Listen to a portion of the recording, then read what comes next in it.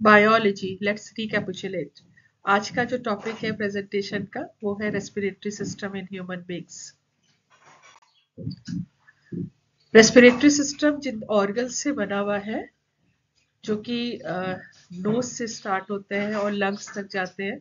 इसका स्पेशल जो डिज़ाइन है वो डिज़ाइन जो ऑक्सीजन है, जो एयर का कॉम्पोजिशन है उसको बॉडी में लेना, उसको यूटिलाइज करवाना, वो तो सेलुलर रेस्पिरेशन कहलाता है। लेकिन उसका जो एंड प्रोडक्ट होता है कार्बन डाइऑक्साइड, जो मेटाबॉलिक एक्टिविटी होती है रेस्पिरेशन, उसका जो एंड प्रोडक्ट है कार्बन डाइऑक्साइड, उसको दोबारा एटमॉस्फेयर में भेजना, ये वर्क है ह्यूमन रेस्पिरेटरी सिस्टम का। तो ये सिस्टम सिर्फ ऑर्गन्स से बना हुआ है। ट्रांसपोर्टर्स है जो है गैसेस का, कार्बन डाइऑक्साइड और ऑक्सीजन का वो ब्लड है, क्योंकि कार्बन डाइऑक्साइड जो ट्रांसपोर्ट होती है वो तो बाइकार्बोनेट आयन और हीमोग्लोबिन और प्लाज्मा में भी डिसॉल्व होकर होता है। बट जो बेसिकली ऑक्सीजन ट्रांसपोर्ट होता है वो हीमोग्लोबिन के थ्रू, जो आरबीसी का कंपोनेंट है उसके थ्रू होता है। सो जो ब्लड, जो गैशियस एक्सचेंज है between the alveoli, that is the last part of the respiratory system, जो लंग्स का पार्ट है, जो सराउंडेड है ब्लड वेसल्स के, इसके बीच में जो एक्सचेंज ऑफ गैसेस होता है ये भी रेस्पिरेशन का ही, रेस्पिरेटरी सिस्टम का ही पार्ट है। तो अगर मैं कहूँ कि ब्लड जो है उसके थ्रू होता है, तो ब्लड तो कंपोनेंट है किसका, कार्डियोवैस्कुलर सिस्टम का। तीन कंपोनेंट्स है, heart, blood and blood vessels. तो यहाँ पर दोनों जो सिस्टम्स है, ये जो मेन कंपोनेंट है रेस्पिरेटरी सिस्टम का लंग्स, और कार्डियोवैस्कुलर सिस्टम का जो मेन कंपोनेंट है हार्ट, ये दोनों सिस्टम्स बहुत साथ साथ कोऑर्डिनेशन में वर्क करते हैं, और इनका जो दोनों सिस्टम्स है they are intimate. Before I start the respiratory system, पहले हम इसके फंक्शंस को देखते हैं। जैसे पहला फंक्शन जो है वो एक्सटर्नल रेस्पिरेशन है। इसका जो फंक्शन होता है रेस्पिरेटरी सिस्टम का, नॉर्मली हम इसको रेस्पिरेशन कहते हैं। तो रेस्पिरेशन में दो रेस्पिरेशन है, एक्सटर्नल रेस्पिरेशन और इंटरनल रेस्पिरेशन, जिसको सेलुलर रेस्पिरेशन भी कहा जाता है। सेलुलर रेस्पिरेशन जो होता है वो सेल्स के अंदर होता है। तो यहाँ पर सेलुलर रेस्पिरेशन, हम रेस्पिरेटरी सिस्टम से अगर पढ़ रहे तो उसमें हम सेलुलर रेस्पिरेशन को नहीं लेंगे। ब्रीदिंग जो एक्सटर्नल रेस्पिरेशन कहलाता है, जो सिर्फ ऑर्गन्स इन्वॉल्व होते हैं ब्रीदिंग में। कहाँ से स्टार्ट होते हैं ऑर्गन्स, नोज से स्टार्ट होता है। नोज से नेजल कैविटी, नेजल कैविटी के बाद it comes to the pharynx, to the larynx, to the trachea. Trachea chest पे आके दो में डिवाइड करता है, जिसको ब्रोंकस कहते हैं। वो फर्दर डिवाइड करता है ब्रोंकियोल, और वो फर्दर डिवाइड करता है एंड जो होता है वो एल्वोलाई कहलाता है। तो ये जो गैसेस ली जाती है, जिसमें से एयर जो लिया जाता है which is rich in oxygen, और जो give out the air which is rich in carbon dioxide, ये जो प्रोसेस है ये ब्रीदिंग कहलाता है। So breathing is a process when we take in air which is rich in oxygen and we give out air which is rich in carbon dioxide. Normally हम use करते हैं word कि हम oxygen ले रहे हैं, कार्बन डाइऑक्साइड निकाल रहे हैं। ऐसे बॉडी में कोई मैकेनिज्म नहीं है कि अकेला ऑक्सीजन ले रहे हैं। हम एयर लेते हैं और एयर ही गिव आउट करते हैं। जो एयर हम इनहेल करते हैं that is rich in oxygen, मतलब 21% उसका कॉम्पोजिशन है, और उसमें 0.04% कार्बन डाइऑक्साइड है।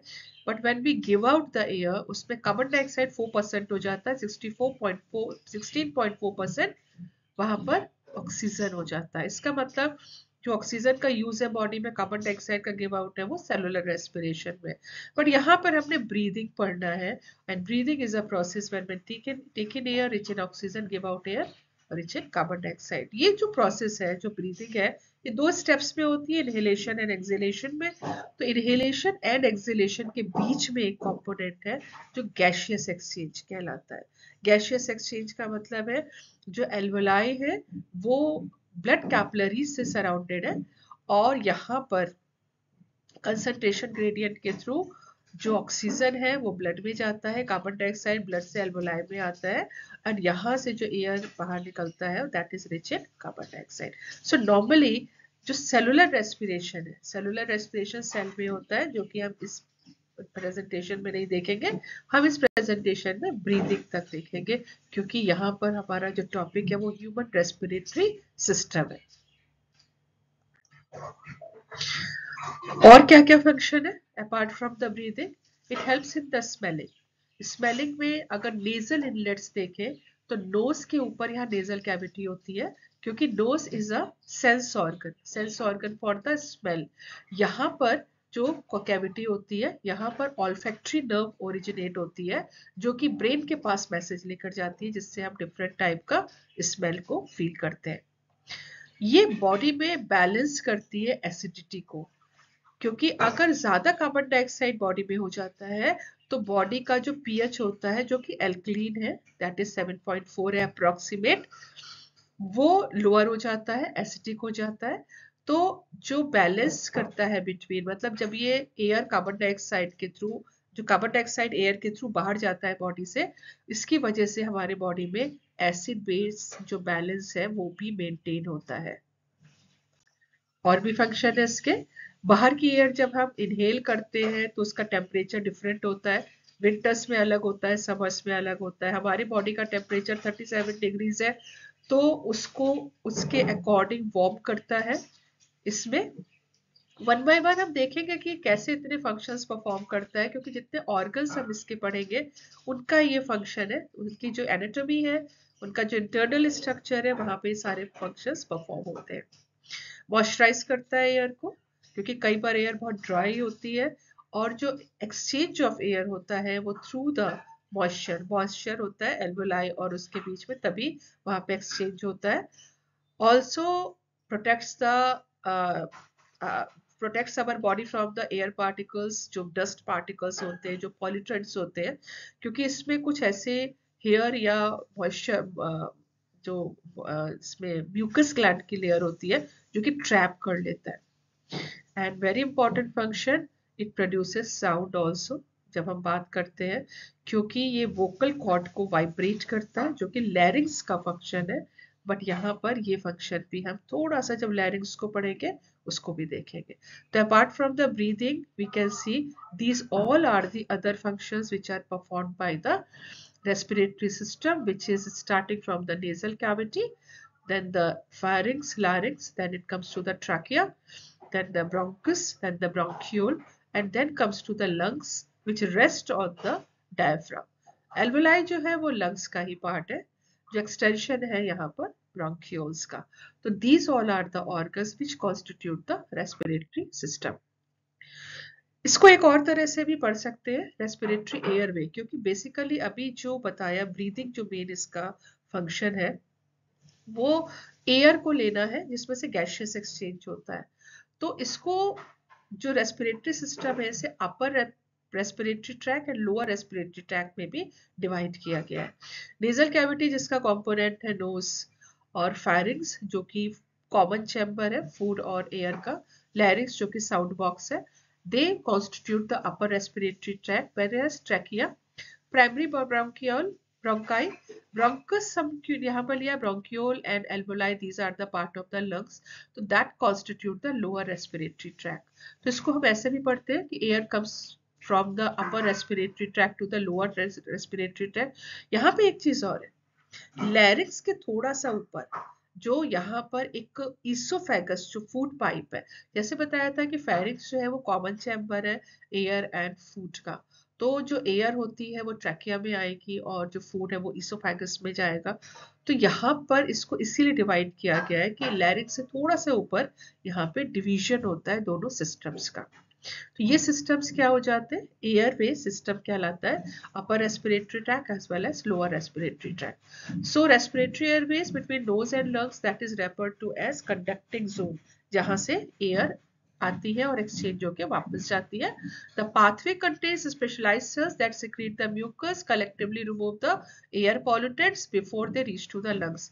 इसका मीनिंग क्या है कि जितने भी पार्ट्स हैं from the nose to the pharynx to the larynx, larynx तो वोकल कॉर्ड है, वो तो साउंड प्रोड्यूस करता है। तो from the nasal cavity, then the trachea, then the bronchus and the bronchiole, यहाँ पर म्यूकस एंड स्पेशलाइज्ड सेल्स होते हैं, हेयर फॉलिकल्स होते हैं, सीलिया टाइप स्ट्रक्चर होता है विच कीप ऑन लैशिंग, जो कि जितना भी एनवायरमेंट के पॉल्यूटेंट्स है they just thrown away to the pharynx, वहां से फूड में मिक्स होकर वो स्टमक में चले जाते हैं, क्योंकि एसिड है स्टमक में HCl दैट किल्स दैट। तो डायरेक्टली हमारे लंग्स जो है वो पॉल्यूटेंट से अफेक्टेड नहीं होते हैं। तो that is another thing. So lungs have the specialised part that is alveoli and that is the gas exchange. So human respiratory system, जहाँ पे जो एयर का चैनल है नोज के थ्रू एंटर करके through different part it reaches to the lungs. So it is the constituents or the parts of the organs, we just call them the here human respiratory system के. It constitute the nasal cavity. Nasal cavity में mouth भी आता है, sometimes we just inhale the air through the mouth जब हमारी choking होती है nose की due to the congestion cough and cold. Pharynx is the part of the throat, मतलब फेरिंग्स का जो पार्ट है वो यहाँ पे गले में जो थ्रोट का पार्ट है वहां पर होता है. लैरिंग्स जो होता है साउंड बॉक्स यहाँ पर आ जाता है. तो ये पूरा जो पोर्शंस है, साइनस इज अ पार्ट, अभी नेजल कैविटी का पार्ट साइनस भी है, and nasal cavity and sinus they both constitute the upper part. So throat हो गया, larynx हो गया, नीचे हो गया trachea. ये किसी चीज का extension नहीं है, this is not an extension. इसको extension नहीं है. बॉडी में हमारे सब पार्ट्स की all organs they have their own positions, एक दूसरे के आसपास आगे पीछे ये सारे के सारे होते हैं, कोई किसी को ओवरलैप नहीं करता है. तो अगर आप देखो कि ट्रैकिया और लैरिंग्स, अगर आपको ये मत देखना कि ये दोनों को कॉन्टिन्यूशन में है, ये एक अलग पाइप है और लैरिंग्स एक अलग वोकल कॉर्ड्स यहाँ पर हो जाती है. जो ट्रैकिया है वो फर्दर डिवाइड करता है दोनों लंग्स में ब्रोंकस के फॉर्म में, right bronchus and the left bronchus. And जो लंग्स है हमारे जिसमें ब्रोंक्यूल्स फर्दर डिवाइड करता है ब्रोंकस ब्रोंक्यूल में, और जो एंड होता है वो एल्वोलाई में, that constitute the lungs. So these all are the part of the human respiratory system. So the first part of the respiratory system, nasal cavity मैंने लिया हुआ था, but यहाँ पे मैं nose से start करती हूँ. Next part I will take the nasal cavity as well as the sinuses. So in this diagram you just find out कि these are the two nostrils, they are separated from one another. Septum के through cartilaginous septum होता है. These are that is the septum. ये जो nose है इसके दो nostrils है. So air is taken through the nostrils. Nostrils जो होता है nose का part होता है, and it passes through the nasal passage. तो nasal passage में जो अभी पहले पढ़ा था कि it forms the air, it traps the germs and the air pollutants. तो ये वाला जो पोर्शन है ये नेजल कैविटी कहलाता है. इसके ऊपर का जो पोर्शन है ये साइनसेस कहलाता है.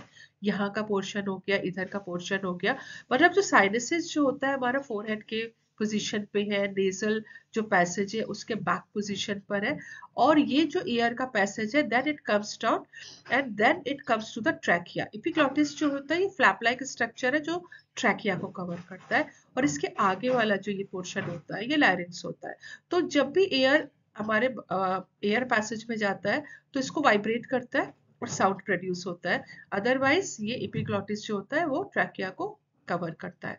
तो नॉस्ट्रिल्स जो है these are the part of the nose. Cartilaginous framework है जो सेप्टम की तरह डिवाइडर की तरह काम करता है. सो दो नॉस्ट्रिल्स जो होते हैं, अगर मैं nose that is just a rough diagram, अगर ये वाला जो नॉस्ट्रिल है ये सेप्टम का काम करता है, तो एयर कम्स फ्रॉम हियर. यहाँ पर जो होते हैं छोटे छोटे सीलिया होते हैं as well as the mucus होते हैं.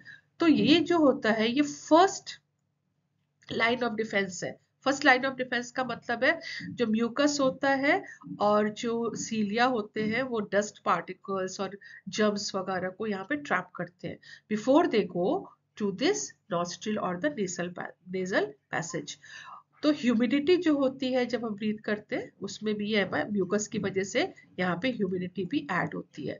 तो जो फर्स्ट लाइन ऑफ डिफेंस है यहाँ पर वो है नॉस्ट्रिल्स, नोज, जिसके अंदर हमारे सीलिया होते हैं as well as the mucus होता है. Sometimes we blow the nose, जब हम लोग नोज को क्लीन करते हैं तो म्यूकस ब्लैक कलर का भी होता है. इवन द पॉल्यूटेंट्स जो हम इनहेल करते हैं दिन भर में वो वहां से एक्सहेल हम लोग कर सकते हैं.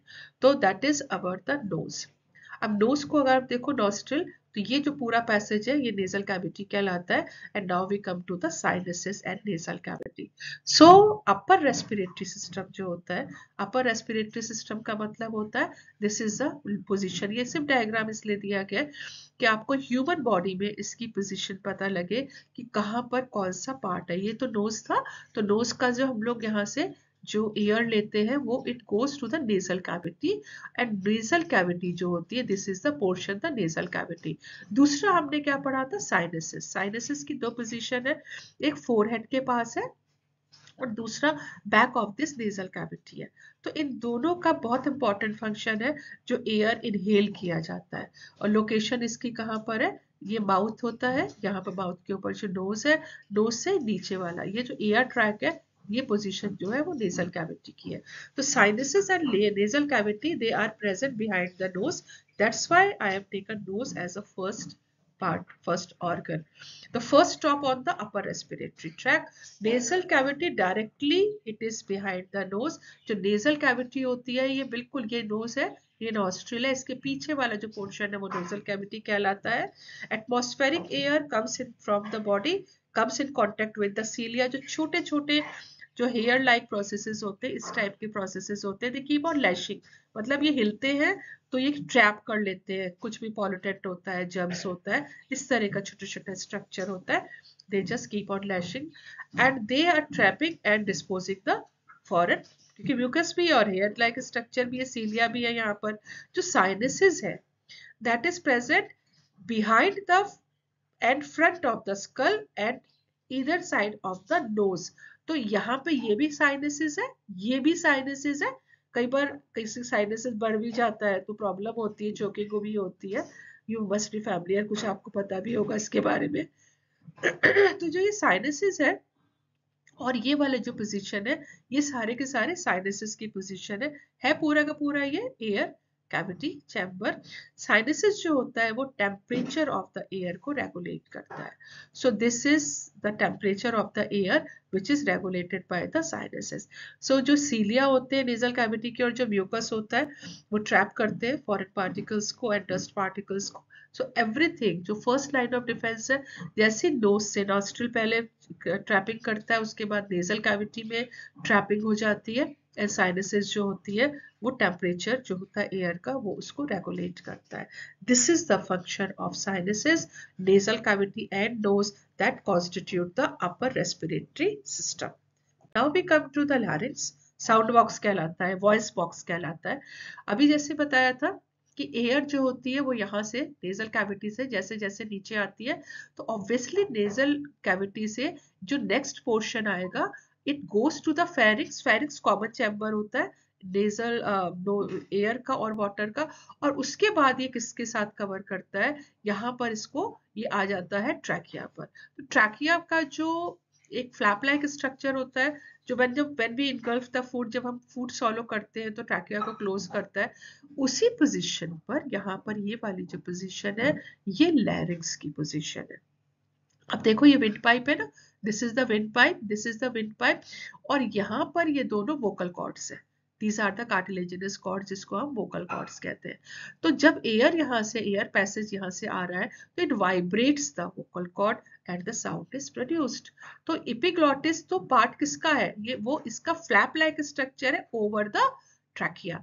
और इसी के साइड में अभी जैसे लास्ट स्लाइड में मैंने कहा था कोई एक दूसरे को ओवरलैपिंग नहीं है, एक दूसरे की अलग अपनी अपनी पोजीशंस है। इस डायग्राम में आप देखो ये वाली जो पोजीशन है वोकल कॉर्ड की है, ये पूरा का पूरा जो पोर्शन है ये लैरिंक्स कहलाता है, एंड जो लोअर पोर्शन है जो उसके पीछे का आगे पीछे का पोर्शन है वो यहाँ से ट्रैकिया कहलाता है। कभी मत समझना कि लैरिंक्स का कॉन्टिन्यूएशन में ट्रैकिया है, no that is not there.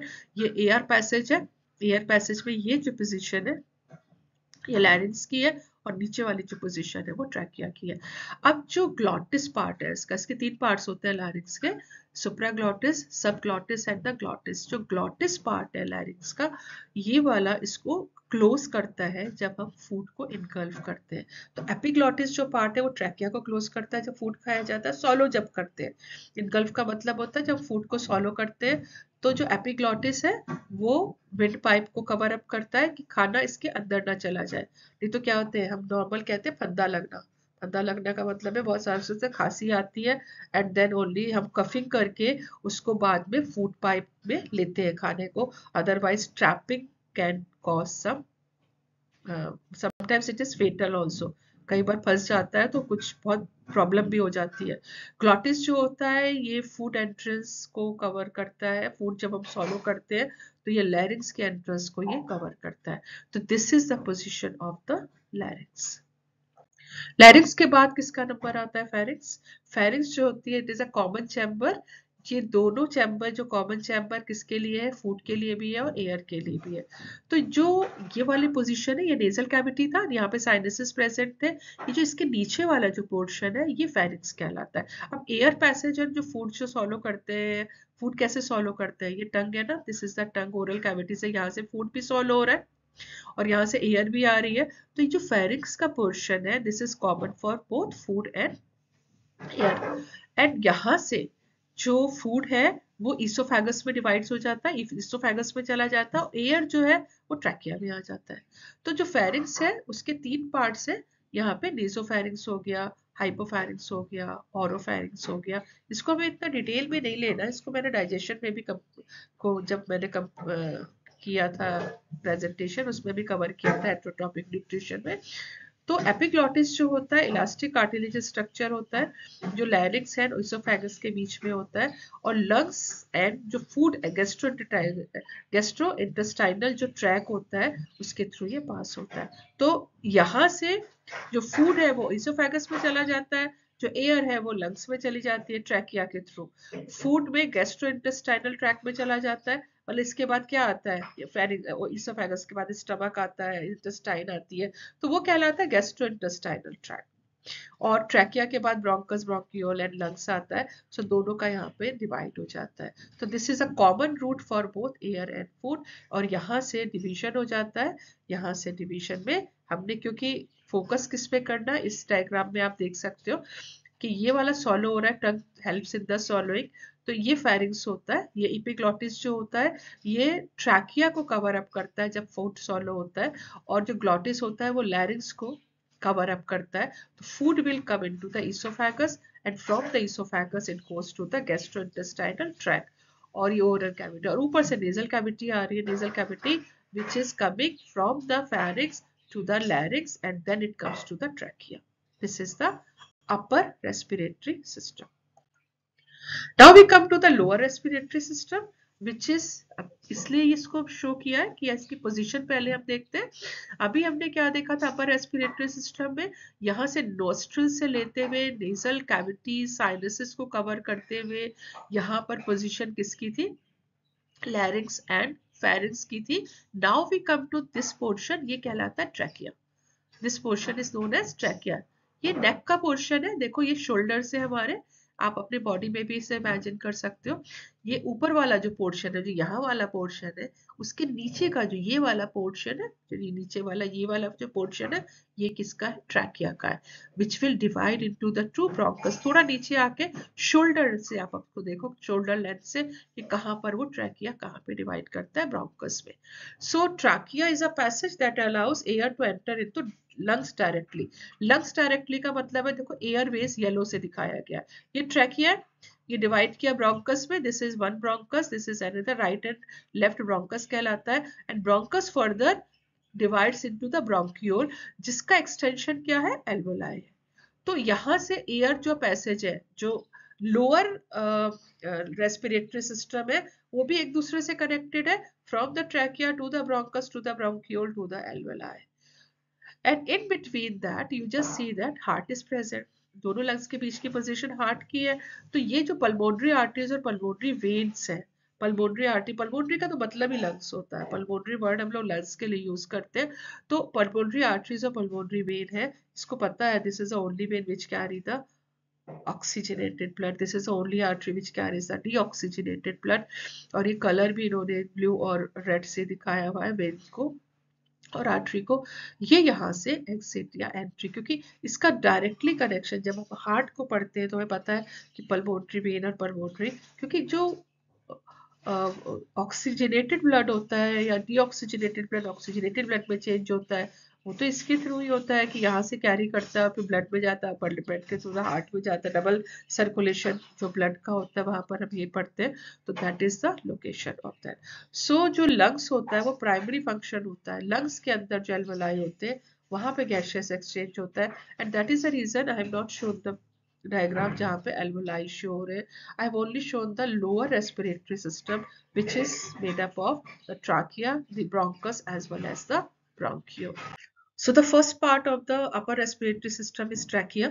Trachea जो है वो 10 to 12 सेंटीमीटर्स जिसकी लेंथ है, ब्रेथ में 2 सेंटीमीटर्स है, चौड़ाई 2 सेंटीमीटर है, लंबाई जो है इसकी 10 to 12 सेंटीमीटर्स है। यहाँ से स्टार्ट होता है, दिस इज द ट्रैकिया, यहाँ तक ब्रेस्ट बोन तक आते आते दो में डिवाइड कर जाता है, ये इसकी प्राइमरी ब्रोंकाई कहलाते हैं। और जो ट्रैकिया है उसमें सी शेप्ड कार्टिलेजिनस रिंग है जो उसको हार्डनेस देती है, जो इसमें रेस्पिरेटरी एपिथेलियल टिश्यूज है, म्यूकस लेयर है। तो इसको हम लोग कैसे देखते हैं, suppose this is the trachea, इसमें जो कार्टिलेजिनस रिंग है वो इस टाइप से है, this is the C shaped cartilaginous rings जो इसको स्ट्रेंथ देते हैं दोनों साइड से। इसके जो एपिथेलियल सेल्स है वो इस तरह से सीलिएटेड एपिथेलियल टिश्यूज है, दे कीप ऑन लैशिंग, यहाँ से जितने भी डस्ट पार्टिकल्स और जर्म्स आते हैं उनको दे जस्ट थ्रो अवे, और म्यूकस ग्लैंड्स भी इसमें होते हैं। तो दिस इज द ट्रैकिया। और ये वाला जो सी शेप्ड कार्टिलेजिनस रिंग और जो म्यूकस ग्लैंड है और ये एपिथेलियल टिश्यूज जो है सीलिएटेड एपिथेलियल टिश्यूज है, ये ब्रोंकस को में भी होते हैं और ये ब्रोंकाई में भी होते हैं। तो जो ये पूरा लोअर एयरवे है ये इस तरह के कार्टिलेजिनस टिश्यूज, एपिथेलियल टिश्यूज, जो इसका मेन फंक्शन, पहला डिफेंस जो था वो किसका था, पहला डिफेंस वो तो नोज में था जो ट्रैपिंग हो गई थी, बट फिर भी एयर में तो बहुत कुछ पॉल्यूटेंट्स हो सकता है, अगर वो पॉल्यूटेंट्स नीचे तक पहुंचा है थ्रू द लैरिंग्स, जो थ्रू द फेरिंग्स यहाँ तक आया है, तो that will be trapped by the trachea. तो this is about the trachea. ये ब्रेस्ट बोन तक आते आते, ब्रेस्ट बोन स्टर्नम कहलाती है, ये आगे वाली जो बोन है ना ये वाली स्टर्नम कहलाती है, और यहाँ तक आते आते ये डिवाइड कर जाता है दो में, and they are known as the left and right bronchus. तो नेक्स्ट पार्ट, इसको यहाँ पर आप देख सकते हो कि शोल्डर का जो शोल्डर है हमारा, जो ये वाला पोर्शन है शोल्डर का, ये ऊपर तक पोर्शन यहाँ तक आते आते ये दो में डिवाइड कर जाता है, left and right bronchus, and then it enters inside the lungs. तो ब्रोंकस जो होता है ये वाइट शेप्ड स्ट्रक्चर है जो डिवाइड होता है ट्रैकिया से, दिस इज द ट्रैकिया। ये राइट ब्रोंकस और लेफ्ट ब्रोंकस कहलाता है, लेफ्ट लेफ्ट में साइड को में चला जाता है, राइट राइट साइड में चला जाता है, और ये जो होता है ब्रोंकस ये फर्दर डिवाइड करता है ब्रोंकियोल में। तो इसको अगर हम ड्रॉ करें कि ये वाला क्या था, ये ट्रैकिया था, ये डिवाइड किया वाई शेप्ड ब्रोंकस में, और ये फर्दर यहाँ से डिवाइड किया ब्रोंकियोल में, और हर ब्रोंकियोल जो था it ends in the alveoli. So this type of structure, अगर आप ये स्ट्रक्चर देखें तो ये वाला क्या था, ब्रोंकियोल था विच ends in the alveoli, and alveoli are covered with the surrounded by the capillaries, they are the blood capillaries which surround the alveoli। तो गैशियस एक्सचेंज जो होता है वो यहाँ पर होता है, क्योंकि बाकी का जितना भी होता है जो एयरवे होता है from the trachea to the bronchus to the bronchiole and then to the alveoli. तो ये हो गया डिफरेंट पार्ट जो कि लंग्स के अंदर आकर, लंग्स के अंदर यहाँ पर दोनों एंटर करता है, then it comes to the bronchiole, जो ग्रीन कलर का दिखाया हुआ है ये ब्रोंकियोल दिखाया हुआ है, and that is the lower respiratory tract. Now we come to the lungs. Lungs are the main organs or the primary organs for the respiration. I'm telling you that we are just taking the external respiration. हम यहाँ पे breathing की बात कर रहे हैं, and that is the reason we are only talking about the organs. हमने organs कहाँ से start किए थे? From the nose to the nasal cavity के बाद हमने लिया था larynx to the pharynx to the trachea to the bronchus to the bronchiole, और यहाँ तक आते आते lungs आ गया। अब lungs जो है वो bony structure से protected है, ये ribs जो है हमारी 12 pair of the ribs है, ये हमने पढ़ा हुआ था कितने पेयर ट्रू है, फ्लोटिंग है, फॉल्स फ्लो है। तो ये आगे वाली जो ये वाली बोन होती है ब्रेस्ट बोन कहलाती है स्टर्नम, और पीछे जो है ये बैक बोन है। तो एक यहाँ से जो रिब्स है ये इस तरह से स्टार्ट करती है, यहाँ से ओरिजिनेट होती है, और पीछे जाके जो बैकबोन है वहां पे ये जुड़ जाती है।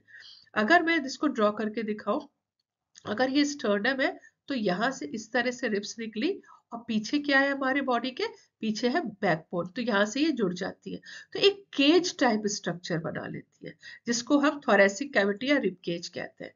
इसको ही हम लोग कहते हैं, ये जो पोर्शन है जो यहाँ पर शो हो रहा है, ये थोरेसिक कैविटी या रिब केज कहलाता है, जिसके अंदर जो है वो लंग्स रहते हैं। अब ये सिर्फ बोनी स्ट्रक्चर है। हाउ वी मूव, हम लोग मूवमेंट हमारा कैसे है, मूवमेंट जैसे लोकोमोशन होता है, तो हमारा बॉडी का जो शेप है वो तो स्केलेटल सिस्टम से है, और हम मूव कैसे करते हैं, with the help of the muscular system, क्योंकि जितनी भी मसल्स होती है वो हमारी बोन्स के साथ अटैच्ड है। तो यहाँ पर भी थोरेसिक कैविटी जो होती है वो एक्सपेंड होती है या कॉन्ट्रैक्ट होती है, तो इसके बीच में जो होती है वो इंटरकोस्टल मसल्स होती है। तो एक तरह से देखो आप, जो रिब्स होती है उसके बीच में मसल्स होती है, और वो प्रोटेक्ट करती है लंग्स को, which are two right and left lung. Alveoli जो होते हैं, और जो बैलून शेप्ड एल्वोलाई जो होते हैं, दैट कॉन्स्टिट्यूट द लंग्स। अगर मैं कहूँ कि लंग्स को आप कैसे डिस्क्राइब करोगे, तो लंग्स को हम कैसे डिस्क्राइब करते हैं कि ब्रोंक्यूल्स जो एंड अप करते हैं एल्वोलाई में, दैट मेक्स द लंग्स। ये लंग्स है, ये यहाँ पे ट्रैकिया था, ये ब्रोंकस था, ये ब्रोंक्यूल था, bronchiole ends in the alveoli and that constitute the lungs. This is the location of the lungs. Lungs के बीच में अगर आप ये देखो, इतनी स्पेस होती है, ये लेफ्ट लंग और राइट लंग के बीच में स्पेस होती है। उस स्पेस में एक तो हार्ट की पोजीशन है, राइट, ये हार्ट की पोजीशन है, और जो लंग्स है they rest on the diaphragm. Diaphragm जो है वो थोरेसिक कैविटी को, एब्डोमिनल कैविटीज, इसके जो नीचे का पोर्शन है ना, वो क्या हो जाता है, गट का पोर्शन है, स्टमक वगैरह का पोर्शन है, लिवर स्टमक जो पोर्शन है वो यहाँ पे प्रेजेंट होता है। तो एक पार्टीशन की तरह काम करता है डायफ्राम, आर्क शेप्ड होता है, धनुष की तरह का होता है, मुड़ा हुआ होता है इस तरह से, डोम शेप्ड कह लो, आर्क शेप्ड कह लो आप। तो ये जो इसका पोजीशन होता है, इसके ऊपर का जो पोजीशन होती है, ये क्या है, ये वाला है थोरेसिक कैविटी। इसके नीचे की पोजीशन क्या है, वो है एब्डोमिनल कैविटी।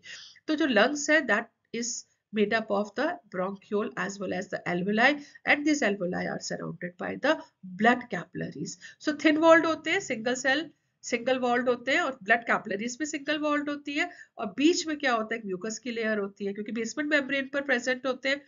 3 लेयर्स के थ्रू गैसियस एक्सचेंज होता है। ऑक्सीजन रिच एयर जो होती है वो एयर में, ब्लड में डिसॉल्व होकर सेल्स के पास जाती है, जहाँ रेस्पिरेशन होता है, cellular respiration, carbon dioxide release होती है जो कि एयर में डिसॉल्व होकर बाहर आती है, एंड इनहेलेशन एंड एक्सहेलेशन के थ्रू। That is the function of our lungs, they are meant for the primary exchange of gases. Now we come to the lungs. एक तो बता दिया था कि एक बोनी चैम्बर होता है जिसके अंदर रिब्स होती है, 12 पेयर ऑफ रिब्स, आगे का स्टर्नम होती है, पीछे क्या होती है, बैकबोन होती है, और एक केज टाइप स्ट्रक्चर बनाती है जिसे रिब केज या थोरेसिक कैविटी कहते हैं। यहाँ पे लेफ्ट एंड राइट लंग जो होते हैं वो यहाँ पे प्रेजेंट होते हैं। बट अगर आप यहाँ पर देखो तो मीडिया, यहाँ पे लिखा है मीडिया स्टाइनम। मीडिया स्टाइनम क्या होता है, there is a place in between the left lung as well as the right lung, और वो स्पेस जो होती है वहां पे हार्ट होता है, राइट, यहाँ पे ब्लड वेसल्स होती है, ट्रैकिया का पोर्शन होता है, ट्रैकिया का पोर्शन तो आप देख ही सकते हो, और ब्रोंकस होता है, राइट, ईसोफेगस होता है, थैलेमस होता है, थाइमस ग्लैंड होता है।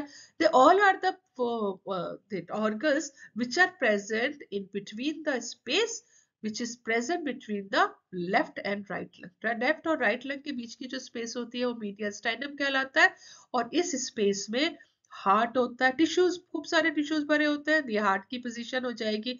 मेजर ब्लड वेसल्स है, मेजर ब्लड वेसल्स हार्ट की ब्लड वेसल्स है, लंग्स की ब्लड वेसल्स है। हार्ट की कौन सी है, कोरोनरी आर्टरीज एंड वेन्स है, और pulmonary arteries and veins lungs की हो जाएगी। ट्रैकिया है, ट्रैकिया शो कर रखा है, ट्रैकिया नीचे आके ब्रेस्ट चेस्ट तक आते आते 2 में डिवाइड करता है, वो ब्रोंकस कहलाता है। ईसोफेगस इसके आगे पीछे रन करता है because it is also a tube like structure, and thymus gland is also located on that. तो ये वाला जो पोर्शन है इसको देखो, और एरोटा हो जाएगा यहाँ पे। पेरिकार्डियम तो जो लेयर हार्ट को सराउंड करती है वो उसे पेरिकार्डियम कहते हैं।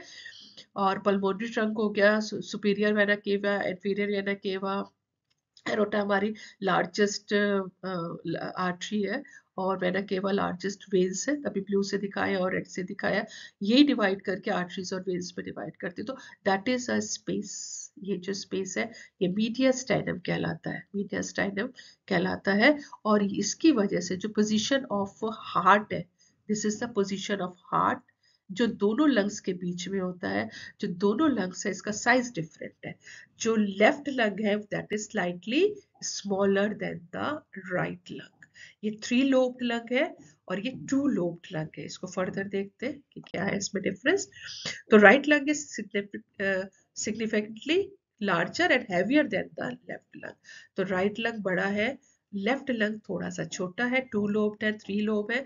और ये जो लोब्स है वो कैसे डिवाइड होते हैं यहाँ पर, superior, middle and inferior lobe से separated by the deep horizontal and oblique fissures. Fissures इस तरह से दरारें जैसे हम कहते हैं, फिशर्स ये लिखा है, हॉरिजॉन्टल फिशर ये हो गया, ये ओब्लिक फिशर हो गया, ये ओब्लिक फिशर हो गया। तो एक फिशर ये हो गया, एक ये हो गया हॉरिजॉन्टल। तो it makes 3 lobes in the right lung. और इसी तरह से जो लेफ्ट लंग है वो स्मॉलर है वॉल्यूम में, एसिमेट्रिकल पोजीशन है because of the heart, heart की वजह से यहाँ पर इसकी स्मॉलर पोजीशन है। और ये सिर्फ ऑब्लिक फिशर से ही डिवाइडेड है, उसमें ये हॉरिजॉन्टल फिशर नहीं है। तो इसमें जो लेफ्ट लंग है इसमें 2 लोब्स है और जो राइट लंग है that has the 3 lobes, 3 and 2। और आप यहाँ पर भी देख सकते हो size is also smaller because it has to adjust the heart in between. Now जो थॉरिक्स कैविटी है, थॉरिक्स कैविटी, थॉरिक्स या रिब केज अगर आप कह दो, तो this is the first rib. यहाँ से जो 7 पेयर ऑफ जो रिब्स है वो ट्रू रिब्स कहलाती है, 8, 9, 10 फॉल्स कहलाती है, 2 पेयर ऑफ फ्लोटिंग रिब्स कहलाती है। तो ये जितनी भी रिब्स है इसके बीच में जो मसल्स है वो क्या कहलाती है, external intercostal muscles and internal intercostal muscles. तो external and internal intercostal muscles, अगर आप रिब्स को देखो ना तो एक कुछ बाहर की साइड पे कुछ अंदर की साइड पे जो मसल्स होती है जो रिब्स को अपनी पोजीशन पे, इसीलिए तो रिब्स का जो थोरेसिक चैम्बर है, ये चैम्बर इसके अंदर लंग्स होते हैं ना, तभी तो जब हम लोग सांस लेते हैं तो ये वाला जो पोर्शन है it comes outside and then goes inside. Even अगर हमारा स्टमक भी है, क्योंकि ये आर्क शेप्ड जो होता है, ये आर्क शेप्ड या डोम शेप्ड यहाँ पर, क्योंकि लंग्स जो है they rest on the diaphragm, यहाँ डायफ्राम पे रेस्ट करते हैं। तो ये नीचे हो जाता है, लोअर हो जाता है या ऊपर चला जाता है। तो दैट इज अ पोजीशन जो हमारा बॉडी का जो मूवमेंट होता है जब हम सांस लेते हैं, सांस अंदर छोड़ते हैं, या जो स्टमक हमारा जो टमी है बाहर आता है अंदर आता है, that is because of these are the muscles जो किसके पास लगी हुई है, जिसके साथ अटैच्ड है, वो रिब्स के साथ अटैच्ड है। So जो medially it is connected with the mediastinum at the hilum place। ये जो दिखाया गया है यहाँ पर, ये पोर्शन जो है ये हाइलम कहलाता है। जो बीचों बीच का जो यहाँ पर लास्ट स्लाइड में शो किया था मीडिया स्टाइनम है, वो हाइलम से यहाँ पर जो है ये कनेक्टेड रहता है। तो where the airways, blood and lymphatic vessels and nerves enter and leave the lung. तो जो बीच में स्पेसिंग ये वाली जो होती है जो कि मीडिया स्टाइनम कहलाता है, वहां पर ये हाइलम जो होता है, this is one hilum, this is another hilum. ये तो फिशर्स कहलाए दिखाए गए हैं, oblique fissures and horizontal fissures. तो ये जो डिवाइड करते हैं इसमें जो इंफीरियर लोब्स और इसमें, तो ये कनेक्टेड किससे, हाइलम से, राइट। अब ये जो कैविटीज है, ये जो एपेक्स है लंग्स का, ये जो एपेक्स है, एपेक्स का क्या मतलब हुआ कि लंग्स को अगर मैं इस तरह से ड्रॉ करूं, इस तरह से ड्रॉ करूं, तो ये इसका एपेक्स कहलाता है, this is the apex of the lungs. तो जो एपेक्स है लंग्स का, ये जो है ये इसकी जो पोजीशन है, ये जो यहाँ पे मेंशन किया हुआ है कि तो 2 legs rest of the basis, apex extend above the first rib, first rib के ऊपर तक ये एक्सटेंड करता है। जो एपेक्स है ये फर्स्ट रिब के ऊपर तक जाता है, रिब केज के ऊपर तक जाता है। और it always rest on the diaphragm. और इसको 2 कैप जो लेयर से सराउंड करती है। जो बाहर वाली लेयर है वो पैराइटल प्लूरा कहलाती है, जो अंदर वाली लेयर है वो विसरल प्लूरा कहलाती है। दोनों प्लूरा के बीच में यहाँ पे जो स्पेस होती है उसमें प्लूरल फ्लूइड भरा होता है, प्लूरल कैविटी होती है जिसमें प्लूरल फ्लूइड भरा होता है, and that makes the lungs. Lungs जो सराउंडेड है वो प्लूरा मेम्ब्रेन से सराउंडेड है। बाहर वाली जो मेम्ब्रेन है वो पैराइटल कहलाती है, इनर वाली मेम्ब्रेन विसरल कहलाती है। बीच में जो उसकी कैविटी होती है उसमें इंटरनल प्लूरल स्पेस है जहाँ पे प्लूरल फ्लूइड भरा होता है। और ये जो प्लूरल है, ये जो लंग्स है, ये किस पे रेस्ट करते हैं, they rest on the diaphragm. So this is exactly about the lungs. So अभी तक जो हमने जितना भी पढ़ा था ऑर्गन्स को पढ़ा था वो हमने अपर respiratory system and lower respiratory system को पढ़ा था. अब जो थोरेसिक चैम्बर है जिसको रिब केज भी कहते हैं, तो लंग्स, क्योंकि अभी बताया था कि lungs they rest on the diaphragm और एक रिब केज के अंदर ये प्रोटेक्टेड है because they are the delicate organ जो कि हार्ट को भी प्रोटेक्ट करता है रिब केज. और ये इसके बीच में जो होता है ये मसल्स होते हैं. जो डायफ्राम है ये डोम शेप्ड होता है, आर्क शेप्ड होता है. यहाँ पर डायफ्राम की पोजीशन आप देख सकते हो. Lungs they rest on it. Rest on it का मतलब होता है अटैच नहीं होते, they have the rest on it. तो इस तरह का ये रिब केज होता है जिसके अंदर ये मस्कुलर स्ट्रक्चर है. डायफ्राम का स्ट्रक्चर जो है ये मस्कुलर स्ट्रक्चर है और इसके ऊपर लंग्स रेस्ट करते हैं. तो अगर ये फ्लैट हो जाता है स्ट्रक्चर तो थोरेसिक कैविटी का जो होता है वॉल्यूम बढ़ जाता है और एयर रश इन कर जाता है. और जब ये अपने ओरिजिनल शेप में हो जाता है तो एक्सेल होता है एयर और फिर से जो एयर होती है वो रश आउट हो जाता है.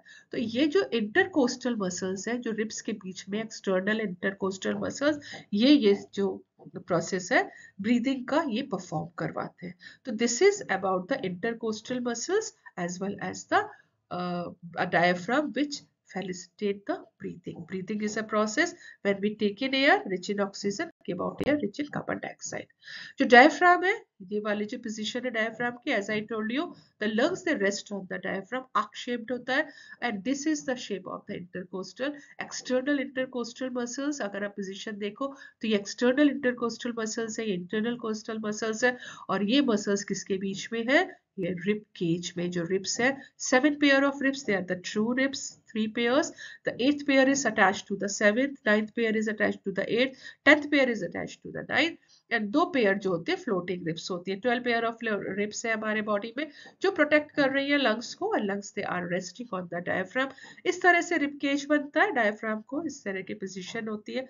क्योंकि next topic I am just going to explain you about the breathing, the process of breathing, inhalation and exhalation. So you should know the structure of the rib cage. Because हम लोग क्या पढ़ते हैं कि रिब केज या thoracic cavity increases in volume, और volume में कौन इंक्रीज कराएगा, बोन तो अपने आप नहीं मूव हो जाएगा.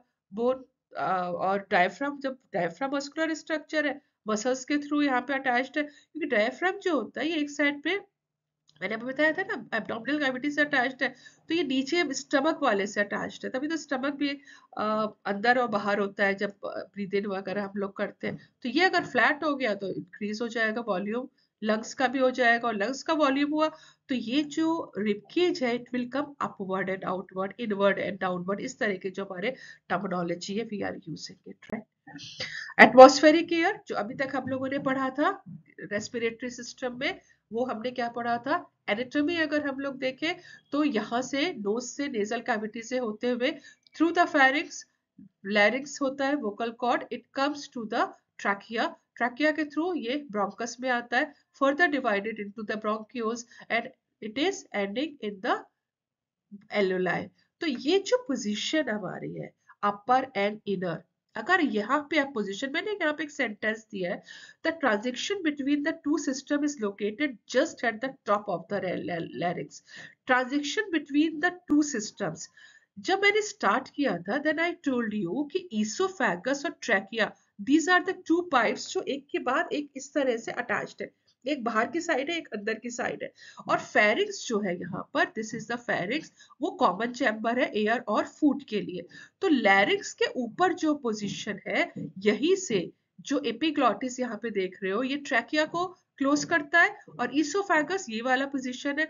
तो लैरिंग्स के जस्ट ऊपर जो एयर है, ये transition between the two systems का मतलब हुआ एक सिस्टम कौन सा हो गया, रेस्पिरेटरी सिस्टम, और दूसरा सिस्टम कौन सा हो गया, डाइजेस्टिव सिस्टम.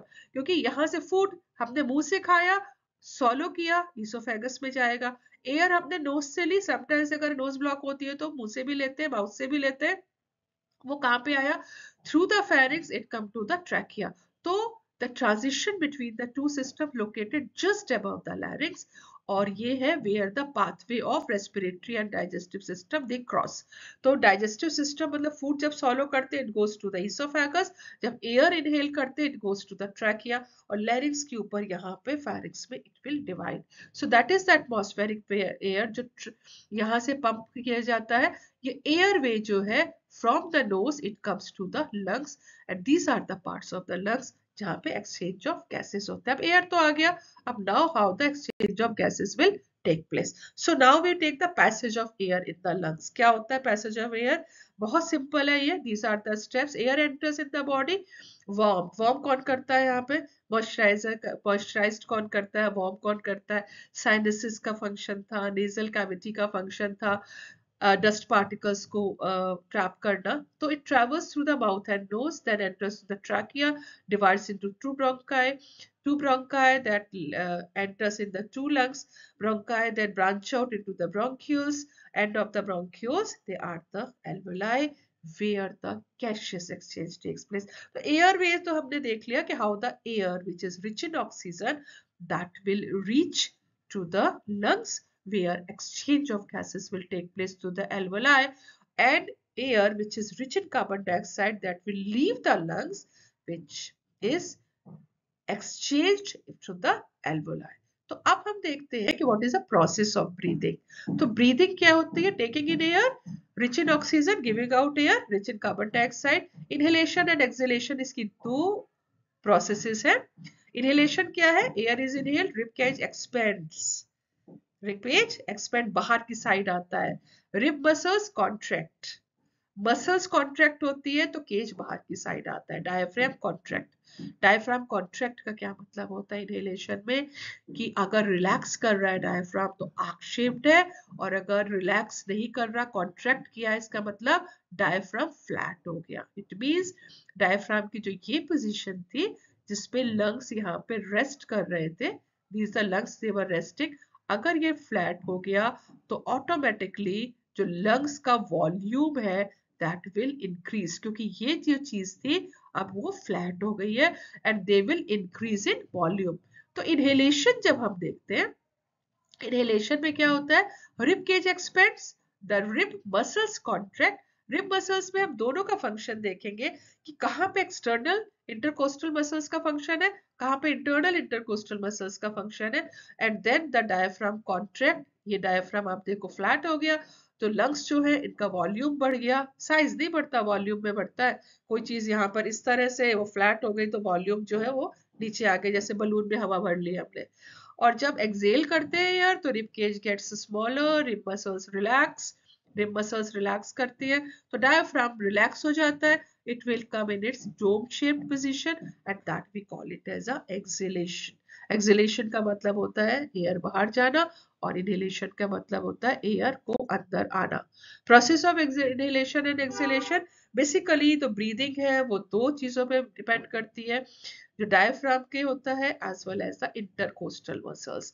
तभी इंटरकोस्टल मसल्स और डायफ्राम को बाद में लिया था, एयरवे के को बाद में लिया था, क्योंकि एयर तो पहुंच गई हमारे लंग्स में, एल्वेलाई में पहुंच गई है, और पहुंचने का जो उसका क्या था, कहाँ से पहुंची थी? Through the nose to the nasal cavity to the trachea to the bronchi to the bronchiole to the alveoli, now it is reaches to the alveoli। और जो रिब्स है उसके बीच में इंटरकोस्टल मसल्स है जो रिब्स के मूवमेंट को control कर रहे हैं, और डायफ्राम की शीट है जो मस्कुलर शीट है जिसपे लंग्स दे आर रेस्टिंग, और ये जो बीच का स्पेस है यहाँ से blood vessels, lymph vessels, position of the heart, everything is present in between, क्योंकि बीच में गैप है, राइट लंग और लेफ्ट लंग के बीच में गैप है, and that is about the inhalation and exhalation।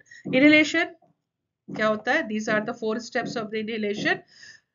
Diaphragm contract and moves downward, diaphragm नीचे आ जाएगा, flat हो जाएगा, आर्क शेप से फ्लैट हो जाएगा। एक्सटर्नल इंटरकोस्टल मसल्स कॉन्ट्रैक्ट करेंगी, मूव करवाएंगी रिब्स को upward and outward. Upward and outward का मतलब है जो रिब केज होता है ये बाहर की साइड जा रहा है, आप देख रहे हो यहाँ पर, it is going upward and outward, मतलब बाहर की साइड आ रहा है। किसकी वजह से आ रहा है? क्योंकि जो मसल्स है एक्सटर्नल इंटरकोस्टल मसल्स है ये कॉन्ट्रैक्ट कर रही है, इंटरनल इंटरकोस्टल मसल्स रिलैक्स कर रही है, that brings the thoracic chamber upward and outward, बाहर की साइड आ रहा है चैम्बर। नाउ जब चैम्बर बाहर आ रहा है तो क्योंकि lungs they are present inside it, तो it increases the size of the volume जो होता है थोरेसिक कैविटी का वो बढ़ता है, और एयर जो होता है प्रेशर वो डिक्रीज होता है। क्योंकि अब देखो अगर ये फ्लैट हो जाएगा, देखो फ्लैट हुआ ना यहाँ पर, लंग्स की तो ये पोजीशन थी, अब लंग्स की पोजीशन यहाँ पर आ जाएगी, लंग्स की पोजीशन यहाँ पर आ जाएगी, तो यहाँ पे एयर प्रेशर कम होगा और जो एयर होती है दैट विल कम इनसाइड, ये जो है air that will come inside. So air rushes into the lungs and that process is known as inhalation. Inhalation का मतलब होता है when we breathe in air which is rich in oxygen. When we breathe out air rich in carbon dioxide, यहाँ पर क्या होता है कि जो डायफ्राम है वो रिलैक्स कर जाता है, अपनी पोजीशन पे आ जाता है, फ्लैट से फिर से डोम शेप्ड हो जाता है। रिलैक्स करने का मतलब होता है अपनी पोजीशन पर आना, डोम शेप या आर्क शेप्ड हो जाता है। इंटरनल इंटरकोस्टल मसल्स जो होती है कॉन्ट्रैक्ट करती है, एक्सटर्नल रिलैक्स करती है। पहले एक्सटर्नल ने कॉन्ट्रैक्ट किया था, इंटरनल ने रिलैक्स किया था, उल्टा हो जाता है, यहाँ पे इंटरनल इंटरकोस्टल मसल्स कॉन्ट्रैक्ट करती है, एक्सटर्नल रिलैक्स करती है। Moves they the ribs they move inward and downward. In का आउट होता है in and down, down and in, वह अपवर्ड, अपवर्ड डाउनवर्ड। दूसरा क्या था upward and outward, outward inward. तो जस्ट इसका अपोजिट यहाँ पर आ जाएगा, जो रिप्स होती है they will come inward and outward and decrease the volume of the thoracic chamber. अब डिक्रीज होता है तो क्या होता है, ये ऊपर हुआ तो इस पर लंग्स रेस्ट कर रहे हैं, ये भी ऊपर चला गया, देखो फ्लैट था ना यहाँ पर फ्लैट हो गया था, इस पे लंग्स रेस्ट कर रहे थे, अब ये ऊपर चला गया तो लंग्स का वॉल्यूम यहाँ पे, रिप्स का जो वॉल्यूम होता है यहाँ पर कम हो जाएगा and air rushes out from the lungs and that we just call it as a exhalation. Exhalation is also known as expiration. Inhalation is also known as inhalation. Breathe in and breathe out. These are the two steps of the breathing. But the main thing is that's why I have just written it. In between the inhalation and exhalation, exchange of gases takes place, and that exchange of gases takes place in the alveoli.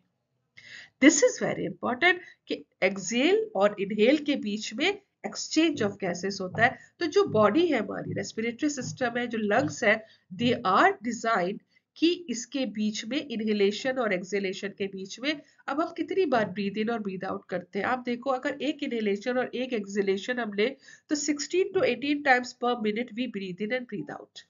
आप अपना कभी नाप कर देखना, एक minute में आप कितनी बार इनहेल करते हो, कितनी बार एक्सेल करते हो। One inhalation one exhalation makes a breath. एक ब्रीथ जो होती है वो एक इनहेलेशन और एक एक्सेलेशन को मिलाकर होती है, और उसके बीच में क्या होता है, गैशियस एक्सचेंज। तो हमारे जो बॉडी का लंग्स है उसका कुछ डिजाइन ही ऐसा है, alveoli which is surrounded by the blood vessels. इसीलिए मैंने फर्स्ट स्लाइड में कहा था रेस्पिरेटरी सिस्टम एंड द दूसरा सिस्टम कौन सा था हमारा, कंडक्टरी सिस्टम। कंडक्ट जो हमारा हार्ट वाला सिस्टम है, कार्डियोवैस्कुलर जिसको हम लोगों ने कहा था, कार्डियोवैस्कुलर सिस्टम दोनों साथ साथ वर्क करते हैं, क्योंकि cardiovascular system is made up of heart, blood and blood vessels. So blood vessels, the one type of blood vessels is capillaries. Capillaries they surround the alveoli जहाँ पे gaseous exchange होता है।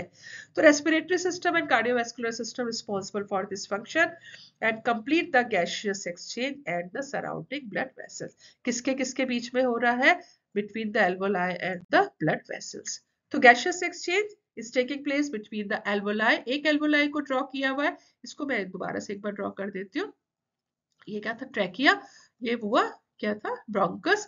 Bronchus is divided into the bronchiole and every bronchiole is end up with the alveoli and these alveoli are surrounded by the blood vessels. अब blood vessels में blood flow हो रहा है। अब जो blood यहाँ पर आ रहा है that is rich in carbon dioxide। कैसे rich in carbon dioxide है, और air में कैसे rich in oxygen है, ये rare ऑक्सीजन में rich है और ये carbon dioxide में rich है, तभी तो प्रेशर ग्रेडियंट यहाँ पे बनता है। यहाँ पर देखो, यहाँ पे क्या हुआ कि C6H12O6 था, फूड था, उसका ब्रेकडाउन हुआ 6 मॉलिक्यूल्स ऑफ ऑक्सीजन से। क्या रिलीज हुआ, 6 molecule of carbon dioxide, 6 molecule of water, और खूब सारी एनर्जी यूज हुई। अब जो ये हमने एयर लिया था ना, इसमें 21% एटमॉस्फेयर में एयर है। अब वो एयर जो है वो breakdown of the food material जो सेल्स में हो रहा है, कहाँ पर हो रहा है, अगर ऑक्सीजन के प्रेजेंस में माइटोकॉन्ड्रिया में हो रहा है। पहले कहाँ पे हुआ था, साइटोप्लाज्म में, फिर माइटोकॉन्ड्रिया में हुआ था। तो यहाँ से रिलीज क्या हुआ, कार्बन डाइऑक्साइड। तो जब हम यहाँ पर एयर देखते हैं तो ये जो ब्लड वेसल्स है यहाँ पे कार्बन डाइऑक्साइड ज्यादा है और ऑक्सीजन कम है, क्योंकि ऑक्सीजन यहाँ यूज हुई है और कार्बन डाइऑक्साइड यहाँ रिलीज हुई है। और जो यहाँ पर है, जो एल्वोलाई में जो एयर आ रही है यहाँ पर, यहाँ ऑक्सीजन कितनी है 21% और कार्बन डाइऑक्साइड कितनी है 0.04%। तो यहाँ पर कितनी है, यहाँ पे 4% है, 4% ये है। और ऑक्सीजन कितनी है 16.4%। तो ऑक्सीजन अगर यहाँ कम है तो oxygen will come from the higher concentration to the lower concentration, and carbon dioxide will also go from the higher concentration to the lower concentration. फिर से देखो यहाँ पे कितना है 21% एंड 0.04%, और यहाँ पे कितना है 4% है 16.4%। तो यहाँ पे क्या है, ऑक्सीजन ज्यादा है तो ऑक्सीजन यहाँ पर आ गया, और यहाँ पे कार्बन डाइऑक्साइड ज्यादा है तो कार्बन डाइऑक्साइड यहाँ पर आ गया। That is the reason when we inhale the air that is rich in oxygen, when we exhale the air that is rich in carbon dioxide, and that is a gaseous exchange which takes place here. तो alveoli में क्या होता है कि ये जो gaseous exchange है इसको आप बाद में पढ़ लेना। Diffusion is a process when the movement of the, next में दिया हुआ है, the movement of the molecule of the gas they will move from the higher concentration to the lower concentration. यहाँ पे अभी मैंने बताया था कितना है, एटमॉस्फेयर में 21% है, यहाँ पर कितना है 0.04% है, 0.04% है, यहाँ पर कितना है 16.4% है ऑक्सीजन, यहाँ पे कार्बन डाइऑक्साइड कितना है, कार्बन डाइऑक्साइड है यहाँ पे 4%। तो ये यहाँ पे चला जाएगा, ये यहाँ पर आ जाएगा। So that is a reason यहाँ पर the higher concentration of carbon dioxide in the blood, low concentration in the alveoli, the higher concentration of oxygen in the alveoli, low in the blood, and that is the reason the exchange of gases takes place in the alveoli, which is surrounded by the blood capillaries, right? Now the both oxygen and carbon dioxide ये ऐसे तो नहीं move होते, कैसे move होते हैं, ये यहाँ पर हीमोग्लोबिन जो है, हीमोग्लोबिन जो है इसके साथ O2 HbO2 बनाता है, दैट इज ऑक्सी हीमोग्लोबिन बनाता है। ऑक्सी हीमोग्लोबिन के फॉर्म, हीमोग्लोबिन कहाँ पर होता है, रेड ब्लड कॉर्पसेल्स पर होता है। रेड ब्लड कॉर्पसेल्स को हमने पढ़ाया भी था कि रेड ब्लड कॉर्पसेल्स में मैच्योर ब्लड कॉर्पस में न्यूक्लियस नहीं होता है, क्योंकि ज्यादा से ज्यादा यहाँ पे क्या होता है, यहाँ पे हीमोग्लोबिन होता है which carries the oxygen, oxygen लेकर ये ब्लड का मूव करता है, सेल्स में जाता है, ऑक्सीजन रिलीज होती है, फूड को ब्रेक डाउन कराती है, at the product carbon dioxide आता है। जो कार्बन डाइऑक्साइड होता है वो भी ऑक्सीजन के साथ, सॉरी हीमोग्लोबिन के साथ कंबाइन करता है, बट बाइकार्बोनेट आयन या प्लाज्मा के फॉर्म में भी ये मूव करता है व्हेन इट गोस आउट। तो वही हो गया, यहाँ पे सेम चीजें दिखाया हुआ है कि ये वाला एल्वोलाई हो जाएगा, surrounded by the blood vessels हो जाएगा, oxygen from the air alveoli से यहाँ पर आ गया डिफ्यूजन के थ्रू, कार्बन डाइऑक्साइड डिफ्यूजन के थ्रू यहाँ पे चला गया, because diffusion is a process of the movement of the molecules of liquid, solid and gas from their higher concentration to the lower concentration। Oxygen use हुआ है cell में, carbon dioxide release हुआ है, या एयर में तो pressure में ज्यादा है, ऑक्सीजन ज्यादा है, कार्बन डाइऑक्साइड कम है, so gaseous exchange takes place here, right. So that is division between the two, कि यहाँ पर जो कैपिलरीज और एल्वोलाई लेयर है दोनों सिंगल लेयर्ड है, दोनों सिंगल लेयर्ड है, ये भी जो है ये भी सिंगल लेयर्ड है और ये भी सिंगल लेयर्ड है, राइट। बेसमेंट मेम्ब्रेन पे प्रेजेंट है, तो यहाँ पे मॉइस्चर के थ्रू गैसियस एक्सचेंज होता है, इसीलिए मॉइस्चर भी बहुत, मॉइस्ट एयर था ना एक फंक्शन, कि ये हमारा सिस्टम है मॉइस्ट एयर करता है, मॉइस्चर यहाँ पे अवेलेबल करवाता है, और ये सेलेक्टिवली परमिएबल मेम्ब्रेन है, तो इसके थ्रू एक्सचेंज ऑफ गैसेस होता है थ्रू द कैपिलरीज, ये कैपिलरी है और ये एल्वोलाई है। यहाँ पे देखो मॉइस्चर दिखाया, लिक्विड दिखाया है, एयर यहाँ पे प्रेजेंट है, यहाँ पे ब्लड प्रेजेंट है, तो ये इस वॉल के थ्रू और यहाँ के वॉल के थ्रू सरफेस पे एक्सचेंज होता है, जो कि दोनों सिंगल लेयर्ड है, दे आर द सिंगल, ये भी सिंगल लेयर्ड है, ये भी सिंगल लेयर्ड है, एक्सचेंज होता है। कंपोजिशन ऑफ एयर क्या है, when we breathe in 21%, breathe out 16%, carbon dioxide when we breathe in 0.3 और 0.404% है, ये 4% है। ये कंसंट्रेशन ग्रेडियंट बस यहाँ पे मेंटेन करता है और इन एंड आउट एयर होता रहता है। That's all in this. So this was the first presentation. The second presentation, external internal respiration, cellular respiration I will take, introducing again the breathing. External जब तक आप breathing नहीं करोगे तो internal respiration जो सेलुलर रेस्पिरेशन है वो कैसे लेंगे, तो उसको ये दोबारा से मेरा नेक्स्ट प्रेजेंटेशन होगा। Do watch that. Thank you for watching. Please subscribe the channel and like the video. Thank you.